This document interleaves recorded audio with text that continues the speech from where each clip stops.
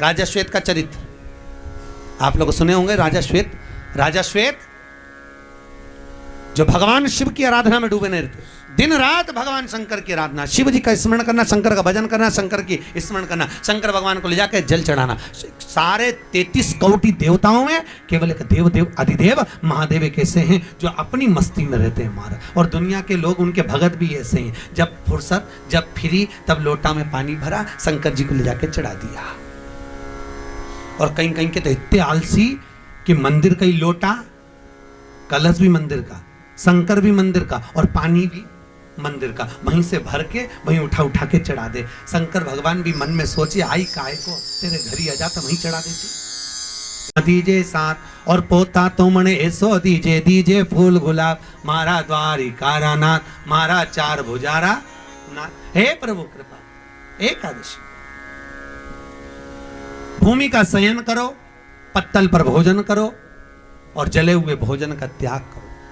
देवराज ने केवल शिव महापुराण के महत्तम शब्द को स्मरण किया और महत्तम शब्द का स्मरण कर कर देवराज आनंद करते करते ताप इतना पड़ा, देवराज भगवान शंकर के मंदिर से बाहर निकला, कुछ ही दूर पर गया था। जाने के बाद देवराज के प्राण छूट गए महाराज। प्राण छूटे, भगवान शंकर का गण बनकर भगवान शिव के धाम को चले गया। देवता आनंद की अनुभूति करने लगे, चारों तरफ सुख समाहित हो गया।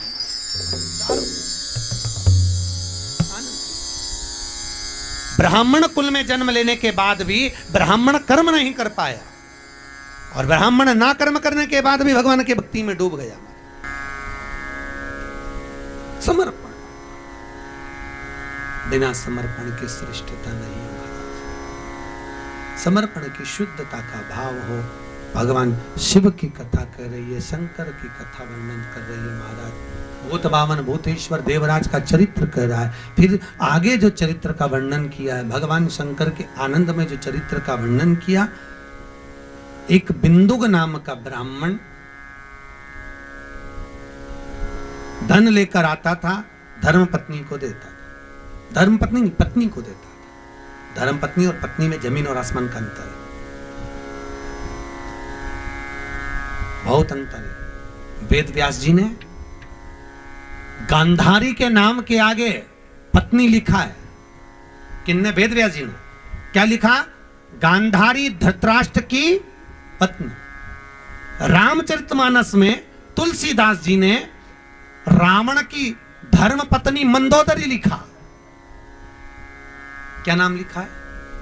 जम के बताओ। धर्म पत्नी मंदोदरी। और वेद व्यास जी लिख रहे हैं गांधारी के लिए पत्नी गांधारी। कितना अंतर है?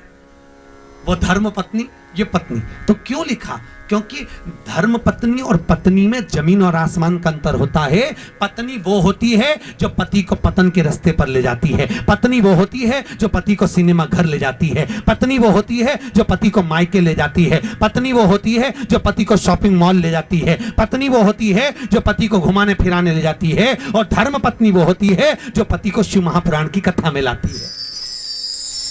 वो धर्म पत्नी वो होती है जो पति को धर्म के पथ पर लेकर जाए। वो धर्म पत्नी। मंदोदरी धर्म पत्नी है, साधारण नहीं थी। याद रखिए, एक बार माता सीता जब विवाह कर कर अयोध्या में आई, माता जानकी जब विवाह कर कर अयोध्या में आई, माता जानकी ने 8 रात्रि तक अयोध्या का पानी नहीं पिया। माता सीता ने भोजन नहीं करा, अयोध्या का पानी नहीं पी रही है, भोजन नहीं कर रही है। जब अयोध्या का पानी माता सीता ने नहीं पिया, सीता जी से पूछा कौशल्या जी ने, तो अयोध्या का पानी क्यों नहीं पीती, भोजन क्यों नहीं करती? मां बस मन नहीं कर रहा। सुमित्रा जी ने पूछा, नहीं। दशरथ जी ने पूछा, सीता नहीं बोली। कैकेयी आई, उसने पूछा, क्या बात है बहू, तो अयोध्या का पानी क्यों नहीं पीती, अयोध्या का भोजन क्यों नहीं करती, क्या बात है? इतने में माता सीता ने कहा, मां मेरी रोज सासुएं आकर पूछती हैं मैं पानी क्यों नहीं पीती, भोजन क्यों नहीं करती। मेरे ससुर आकर पूछते हैं मैं पानी क्यों नहीं पीती, भोजन क्यों नहीं करती। इतने में सीता जी ने माता कैकेयी से कहा, मां मैं अयोध्या का पानी इसलिए नहीं पीती, मैं अयोध्या का भोजन इसलिए नहीं करती क्योंकि मेरे पिता जनक जी कहते हैं जिस घर में भांजे की हत्या हुई हो उस घर का ना तो पानी पिया जाता है ना भोजन किया जाता है। मेरा ससुरा भांजे का हत्यारा है। मैं भोजन नहीं करूंगी, मैं पानी नहीं पीऊंगी। कैकेयी ने दोनों हाथों से अपने कानों को बंद कर लिया। बहू वाणी को विराम दे, कैसे शब्द बोल रही है? तेरे ससुर ने कभी चींटी नहीं मारी और तू कह रही है भांजे की हत्या कर दी। अग्नि की तरह बात पूरी अयोध्या में फैल गई। जैसे अयोध्या में बात फैली, दशरथ जी के कानों में शब्द गया कि मेरी बहू ने मुझ पर भांजे की हत्या का दोष लगाया है। शब्द पढ़ते ही दशरथ जी को चरित्र याद आ गया। जब पहुंचा सरयू तीर भरन को नीर, विपत्ति का मारा जल भरने गया बेचारा। श्रवण पानी को आया था, वो जल में तुम भी डुबोया था। अरे धोखे से मारा बाण कलेजा फाड़ा, जल भरने गया बेचारा। तब श्रवण कुमार ने दशरथ जी को देखकर कहा था, मामा जी भेद बता देना, पितु मात को नीर पिला देना। मेरे पांव पड़ी जंजीर हुआ अंधियारा, जल भरने गया बेचारा। तब दशरथ जी ने पूछा, तूने मुझे मामा कैसे कह दिया? मैं तेरा मामा कैसे? श्रवण कुमार कहते हैं, मामा जी मेरी माँ से रोज पूछता था, माँ मेरे मामा कैसे लगते हैं, मेरे मामा कैसे लगते हैं? तो मेरी माँ ने कहा था, तेरे मामा के मस्तक पर सूर्य वंश का तिलक है। आज आपके माथे पर तिलक देखा इसलिए आपको मामा कह दिया। महाराज ये कंपनी का ट्रेडमार्क है कि कौन सी ब्रांड के हो, इससे ब्रांड का पता चलता है। त्रिपुण लगा है शंकर वाला, यू मार्क का तिलक है कृष्ण वाला, 3 लगे हैं नारायण वाला, बिंदी लगी है लाल देवी जी वाला, काली बिंदी लगी है निम्बार्क वाला, पहचान में आता है। सफेद तिलक के अंदर काली बिंदी विठल वाला, पहचान में आता। कौन सी कंपनी का है? 2 चीजें कंपनी की होती है, एक तुलसी की माला, गल मस्तक का तिलक। आजकल मृत्यु का ठिकाना नहीं, कब मौत आ जाए, कब प्राण छूट जाए, कोई भरोसा है क्या कि कब प्राण छूट जाए?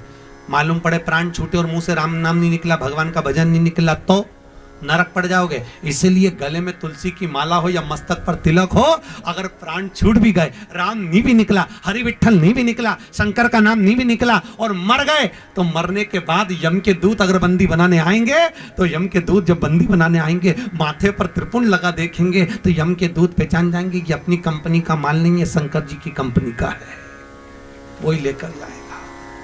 एक CFL का बल्ब अगर बेकार निकल जाता है तो कंपनी का माल वापस कंपनी में जाता है। उसी तरह अगर त्रिपुण लगा गया तो वापस तुम शंकर जी के धाम में पहुंच जाओगे। और मान लो किसी का लेवल भी मिट जाता है तो नीचे सील लगी हुई है, गले में तुलसी की माला या रुद्राक्ष की माला पड़ी है, तो भी यमदूत के पहचान जाएंगे इसके गले में माला पड़ी है, ये तो भगवान के दरबार में जाए। अब भगवान दशरथ जी के मस्तक पर तिलक देखा, श्रवण कुमार ने मामा कह दिया। मेरी माता को जल पिलाना। श्रवण कुमार के माता पिता के पास में जब दशरथ जी पहुंचे, दशरथ जी की आंख में आंसू भर गया कि यहां तो मेरी बहन बैठी है सुहांगी। दशरथ जी की एक ही बहन थी जिसका नाम था सुहांगी, जो शांति मुनि के साथ बिहाई थी।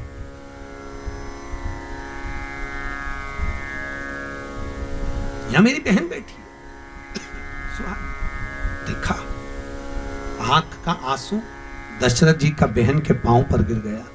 बहन ने कहा, भैया आप?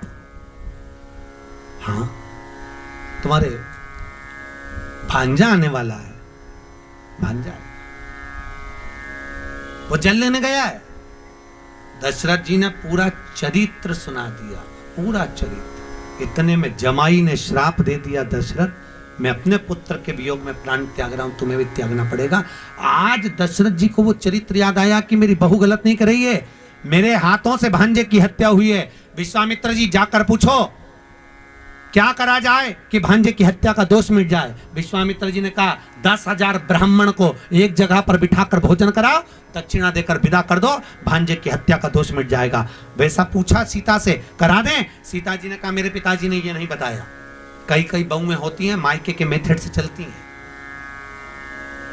सास उनको बताती है कि तिल्ली का लड्डू ऐसे बना, तो नहीं बनाएगी, माँ ने जैसा बताया वैसी बनाएगी। मेरी मम्मी ने तो ऐसा बताया था, वैसे करेगी जैसे। सीता जी ने कहा मेरे पिताजी ने ही नहीं बताया, तो तुम्हारे पिताजी ने क्या बताया? सीता जी कहती है मेरे पिताजी ने बताया कोई ऐसा ब्राह्मण जिसने ना कभी किसी के घर खाया हो, ना पानी पिया हो, किसी के घर में मुंह झूठा ना करा हो, ऐसे ब्राह्मण को घर में बिठाकर भोजन करा दो, दक्षिणा देकर विदा कर दो, भांजे की हत्या का दोष मिट जाएगा। दशरथ जी ने पूरी अयोध्या में देखा, ऐसा बामण नहीं मिला। पत्र लिखा जनक जी को, समधी जी सगा जी तुम्हारे यहाँ कोई बामण हो तो बता दो। समधी जी बोले हमारे यहाँ भी कोई बामण नहीं है, अपनी करमाला में ऐसा कहीं का बामण हो तो बता दो रे। जिसने ना कभी किसी के अगर खाया हो ना पानी पिया हो, पूरी पृथ्वी पर बामण देखा तो नहीं मिला। तब जनक जी ने पत्र लिखकर भेजा दशरथ जी को, दशरथ जी पूरी पृथ्वी पर ऐसा ब्राह्मण नहीं मिलेगा, पूरी पृथ्वी पर केवल एक ब्राह्मण ऐसा है, ना उसने किसी के घर खाया ना पानी पिया, उसका नाम लंका का राजा रावण है। क्योंकि रावण को कोई घर में भोजन करने नहीं बुलाता, पानी पीना नहीं बुलाता, उसको तुम बुलाइए, वो ब्राह्मण है। दशरथ जी ने पत्र लिखा, श्रीमान रावण जी महाराज आप हमारे यहाँ एक समय भोजन के लिए पधारो।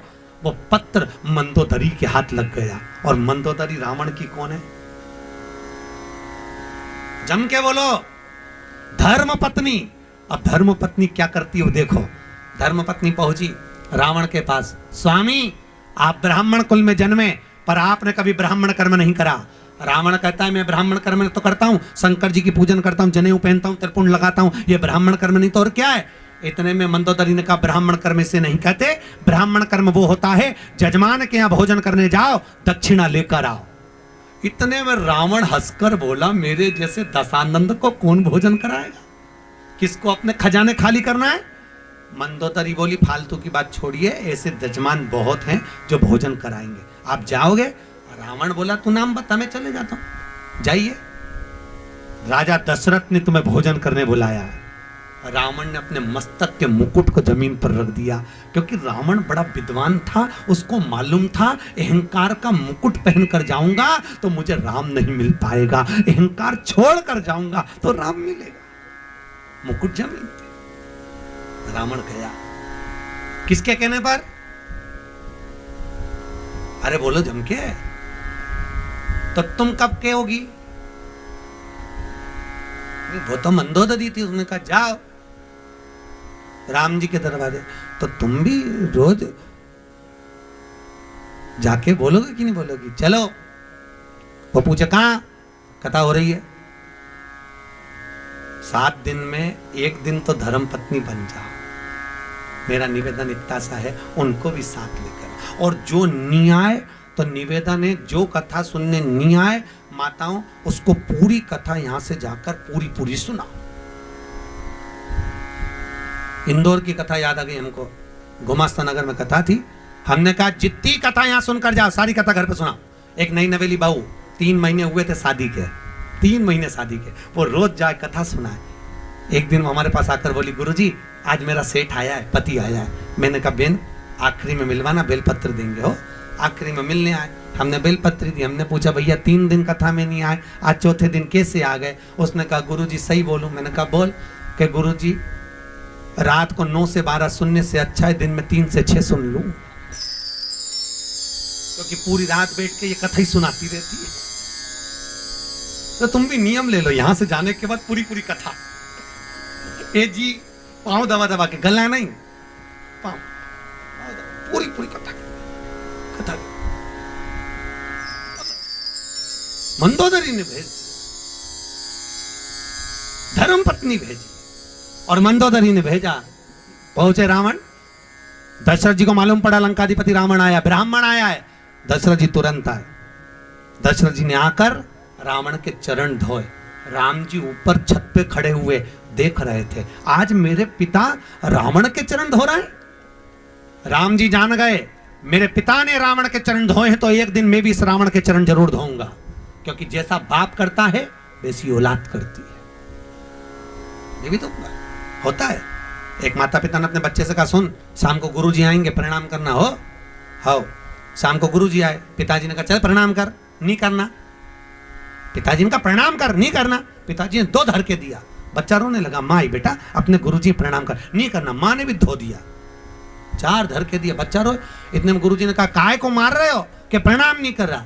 गुरुजी बोले नहीं कर रहा तो मत करने दो, कम से कम तुम दोनों तो करो, तुम दोनों करो।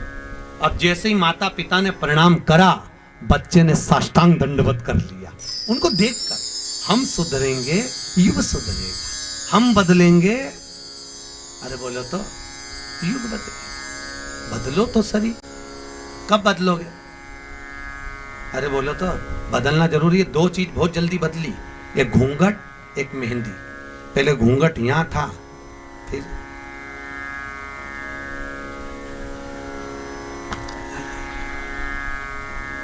अब तो बहुएं 2 बार घूंघट इतना जब लेती है, जब एक बार शादी करके आती है तब मुंह दिखाई होती है तो सोने की रकम मिलती, और एक बार घूंघट इतना जब लेती है जब घर में डोकरा डोकरी बुढ़ा बुढ़ी मरे तब। क्योंकि आंख में आंसू तो एक भी आए नहीं, बट डिजाइन में ऐसा पल्लू करके ये चरोती है बस। 2 बार, 2 चीजें बहुत जल्दी बदली, एक वो घूंघट एक बार मेहंदी। मेहंदी यहां थी,